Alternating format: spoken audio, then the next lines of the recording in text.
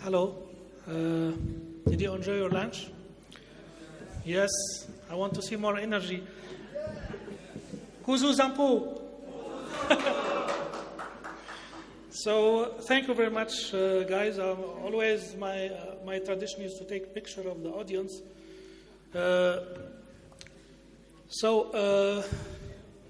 Basically, I have very interesting job, which is a job of futurist, where we watch the trends, we watch the innovation, what's going on, and advise people or organization to be ready for the future, because the future is VUCA, volatile, uncertain, complex, and ambiguous. And one of the trends we talked about this morning is the urbanization. So then I focus on the field of smart cities since many years, since more than 10 years now. And we built the Future Academy to prepare the people for the future in terms of future cities. So thank you very much for inviting me to such wonderful country. It's the first time visit, but I hope it will not be the last time. So I'm a speaker, a global speaker. I travel the world to speak about many concepts related to smart city. Actually, we don't call it smart city, we call it future city, because cities have been smart long time ago, and I will give you some examples. So I travel more than 30 times a year. I visited more than 73 countries. So Bhutan is the country number 74. So my mother thinks that I work with the mafia or I won a lottery. To travel, I took a picture with government, with the president, so she doesn't understand what I'm doing. So before talking about the future of cities, we learn from the past. So let me talk about the history of cities and the history of smart cities. So I will start long time ago, focusing on the three pillars of sustainability. These are very important pillars: the economic, the social, and the environmental. Long time ago, million years ago, we live in the area called the hunters and gatherers. So in this area, if we consider the three bubble of sustainability, we find the huge bubble called social, because when we hunt, we gather together and we are socially together. And environmental, because before a long time ago, we don't have technology harming the environment, but economically, we are not so bad. 10 years back, we become what we call the agrarian age, where we harness food from the land and so on. And this the starting of the beginning of settlement. And the social is good because we harness the food from the land. The environmental is good. The economic bubble is getting bigger and bigger because we started trading the food we harness and so on. In the first industrial revolution, which is on the 1784, it's the beginning of the urbanization because, now we moved from the agrarian area to the industrial area, and then we have manufacturing in the cities. So people are moving to cities to work, and this is the beginning of urbanization. It started with the first industrial revolution. And as we can see, the three bubbles. The economic bubble is getting bigger, but the social bubble is getting smaller, and the environmental bubble is getting smaller. Because the technology we developed basically, affected the environment and also affected our relationship. We work, we are under stress, and so on. So the bubble of the social and environment is getting smaller, but the bubble of the economy is getting bigger. In the second industrial revolution, with the invention of cars and so on in the 1870s, more and more urbanization because we can move freely using cars and so on. So people are moving to cities, more industries. We talk about mass production and so on. So again, the bubble of the economy is getting bigger, and the bubble of social is smaller, and the bubble of environment is getting smaller because when, for example, as a technology, when we invented the cars, fossil fuel energy and so on, it impacts the environment. The third industrial revolution, 1968, more and more urbanized cities because people now are settled in cities, they work in cities, everything is happening in cities. So this is just a snapshot of the urbanizing effect.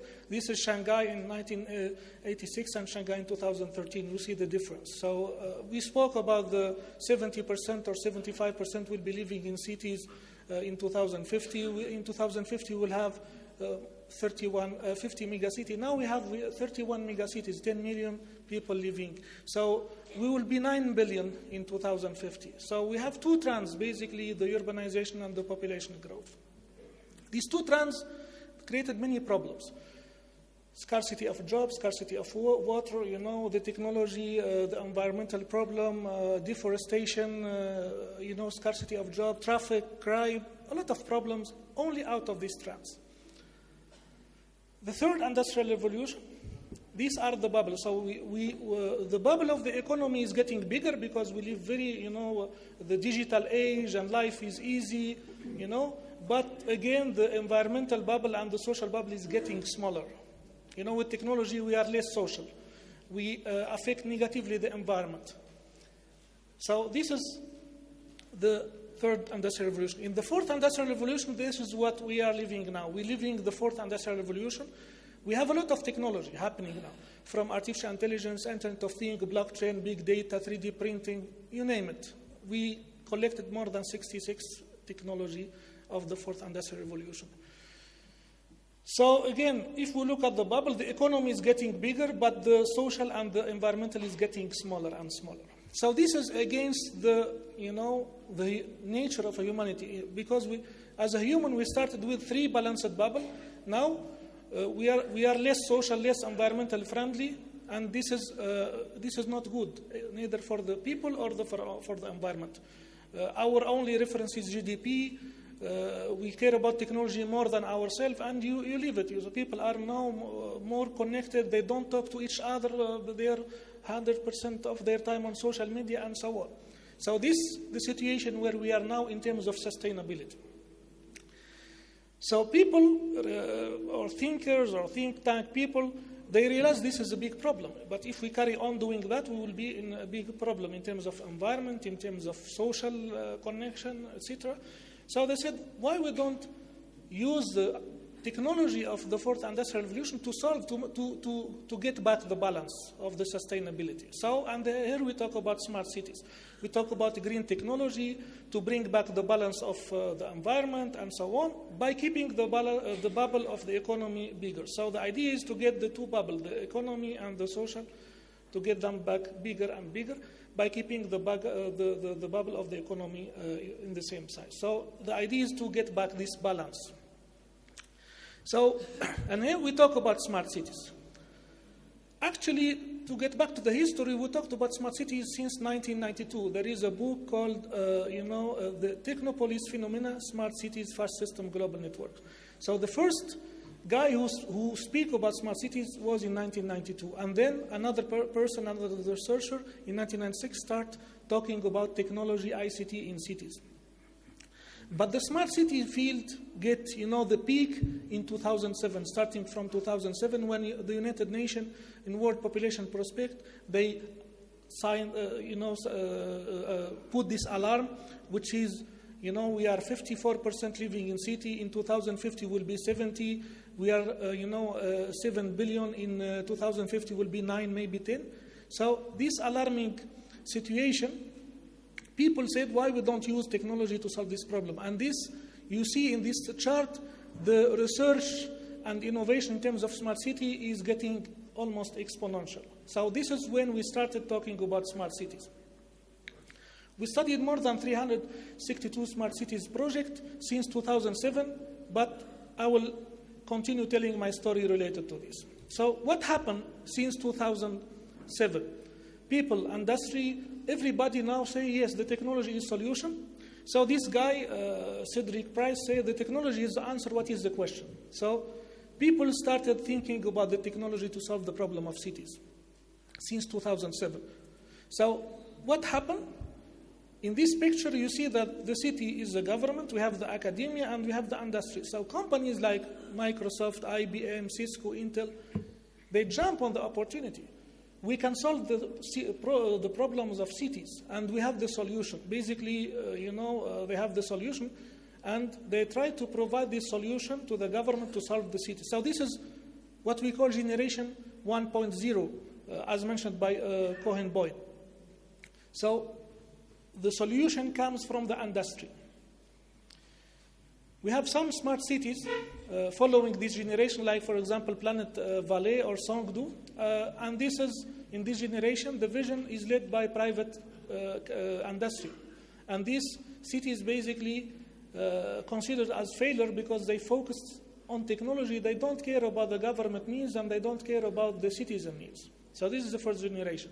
So again, my point, when we started thinking about smart cities since 2007, we start in the wrong way. We start thinking about technology, and this is wrong because cities are for people.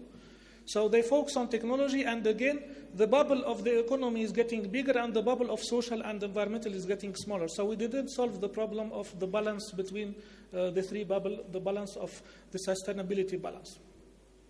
And this leads us to cities like what we call ghost cities. Cities which are very smart in terms of technology, but are not livable. People, they cannot live there. And some people talk about example about the big brother like China, so high tech, but people are not happy, are, spied, the big brother. So it's technology led cities. And then people start to think, okay, this is the wrong way.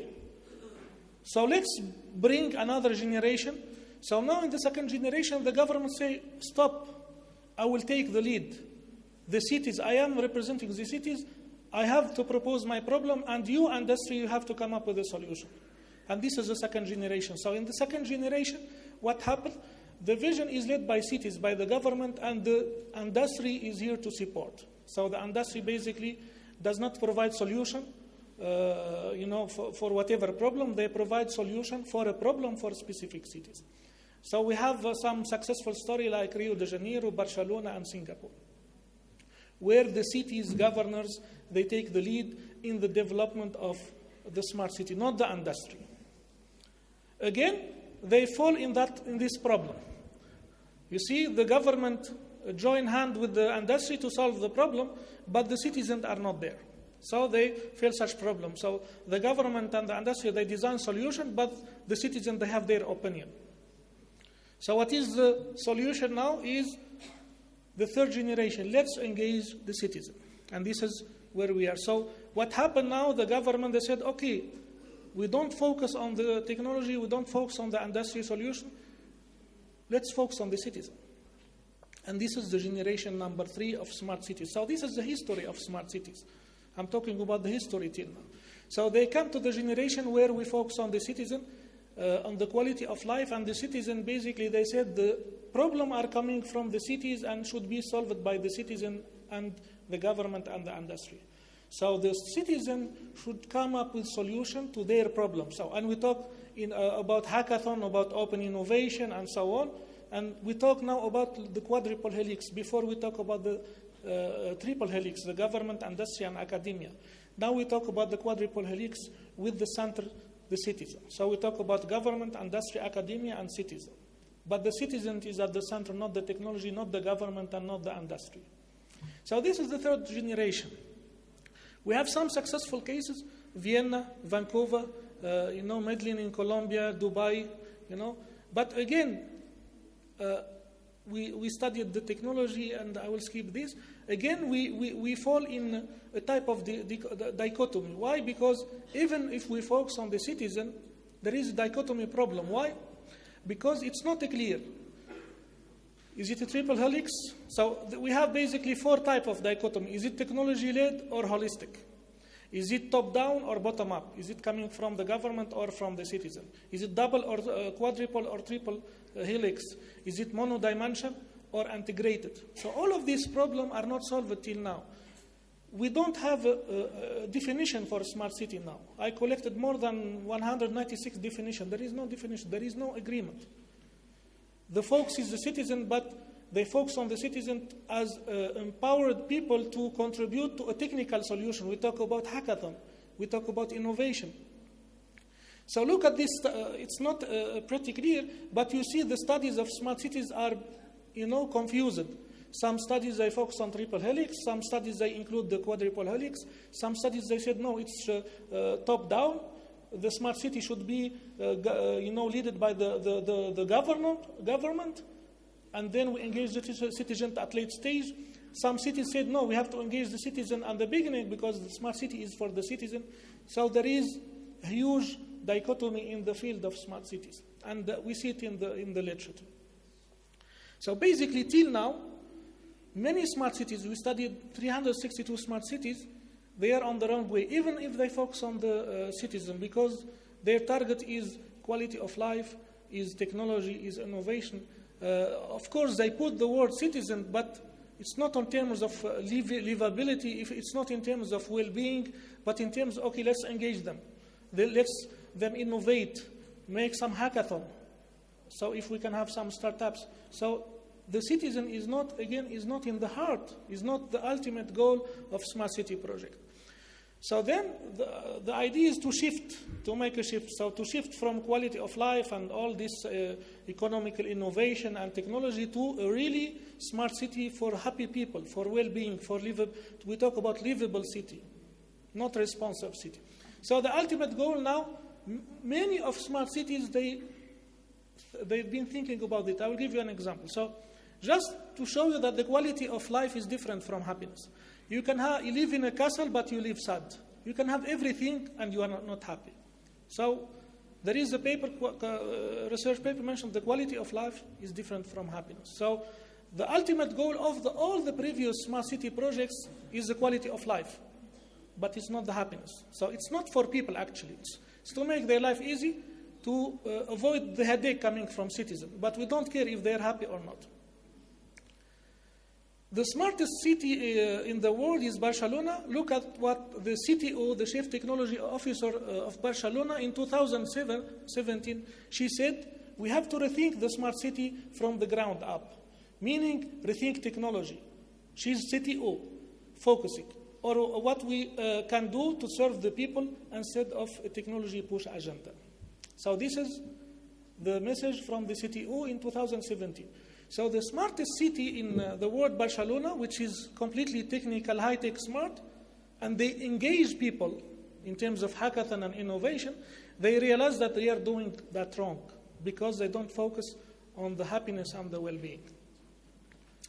Just this month, we are in May, right? So in May 2019, the McKinsey Global Institute, I downloaded this report. It's called Tech for Good, and they are talking about well-being. So now, everybody is shifting to well-being, and this is a report just released in this month, in May 2019. In New Zealand, the budget of 2019 focus on well-being. In New Zealand we have also smart cities. So this is the budget of 2019. So everybody now, they realize that they made a mistake in terms of smart cities, and they have to readjust their path. And this is what we call the Generation 4 of Smart City, which is a complete shift. So in the Generation 4, we talk about, of course, smart city ecosystem. We talk about the quadruple helix. We talk about government. We talk about industry. We talk about collaboration. We talk about innovation, hackathon, open innovation, data, everything. But the ultimate goal is happiness, is well-being, is the real need of people. Not technology, not the quality of life, not innovation. It's the happiness. So this is the new model, which will be adopted by Barcelona, by New Zealand, and by most of the cities now. So let me share with you the 3 or 4, success story of cities or nation which make their people happy. I will take 3 levels. The first level, or the 3 case studies. The first case study, I will talk about Bhutan. Why Bhutan is very interesting? Because it makes its citizens happy without technology or with less technology. And let me talk. So Bhutan, they have these 3 G goals, GDP, GNH, and GHG, which matching the 3 sustainability bubble I mentioned before. Of course, socially you are great, environmentally you are great, economically it's getting better, And what I have done basically, I took, maybe it's not clear, I took the 6th dimension of the guy who has invented the 6th dimension. It's called Giffinger. He's from Vienna, which is smart economy, smart people, smart governance, smart mobility, smart environment, and smart living. And I matched them with the indicator of GNH of Bhutan.